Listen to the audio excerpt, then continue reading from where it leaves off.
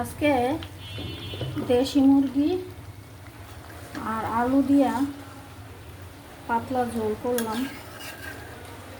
বাইরে তো প্রচুর বৃষ্টি হইতেছে, এমন মুষলধারে বৃষ্টি হইতেছে।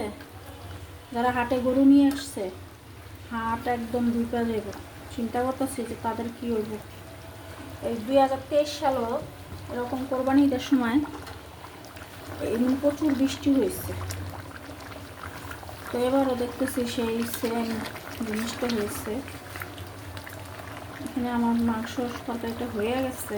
আমি একটু জিরা পাই দিব।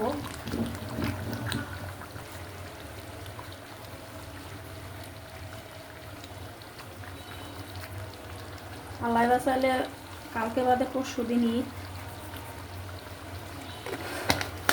সবার কোরবানি আল্লাহ কবুল করুক।